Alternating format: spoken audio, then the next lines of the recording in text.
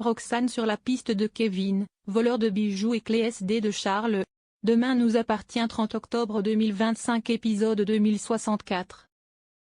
Chloé la sauveuse. Chloé retrouve Benny et Kevin dans la voiture au petit matin, il dit qu'il a oublié les clés de la maison. Kevin finit par avouer qu'ils se sont fait virer avant la trêve hivernale. Ils n'avaient pas les moyens de payer le loyer de la maison de leurs parents. Benny, pour protéger son frère, ne voulait pas déménager afin de ne pas le traumatiser. Chloé, bouleversée par leur situation, leur propose de venir à la maison le temps qu'il faudra. Il y a de la place. La maison Delcourt est extensible côté chambre, on a déjà Chloé et Alex Diego Judith, peut-être une quatrième chambre d'amis? Samuel raconte les aventures du bootcamp à Victoire en présence de Fred. Il parle notamment de l'ado bipolaire. Mais Victoire ne tilte pas du tout. Clairement, Fred lui a caché ce lourd secret. Jordan est présélectionné pour une campagne de pub. Pour une appli de rencontres basée sur les goûts littéraires. De plus, Jordan accepte de donner des cours de français à Diane. Elle vient accompagnée de son père, Luc Collin. Jordan le trouve immédiatement étrange, une méfiance s'installe. Il dit qu'il revient la chercher 1h30 après pile poil. Marguerite montre à Chloé, Camille et Maud ses idées pour l'enterrement de vie de jeune fille. Marguerite veut que Raphaël se lâche, une journée de folie en prévision. Le spiritisme et le bain de minuit dans les temps de Tao.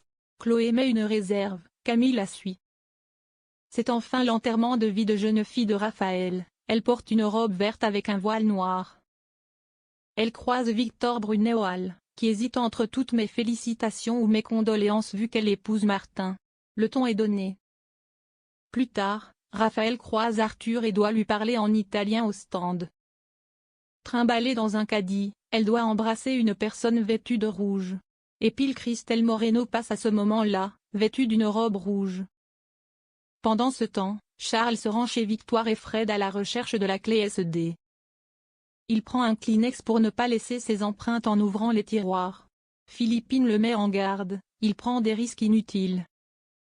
Mais Gabriel revient à la coloc, forçant Charles à se cacher. Soraya veut qu'il récupère un dossier. Quand Gabriel part dans la chambre, Charles en profite pour s'enfuir. Charles n'a rien trouvé dans les affaires de Fred Lecomte. Charles est à bout, la peur d'être dénoncé le ronge. Avec Philippine, ils en viennent à se demander si le traître ne serait pas quelqu'un qui n'a pas participé à la chasse au trésor. C'est leur prochaine cible.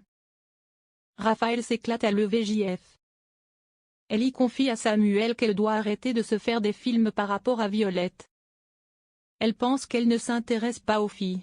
Samuel, bienveillant, lui conseille d'inviter Violette à boire un verre et de voir ce qu'il se passe. Violette et Ellie se retrouvent au Spoon. Violette nie auprès d'Ellie qu'il se soit passé quelque chose avec Bastien. Elle maintient que tout cela n'était qu'une rumeur.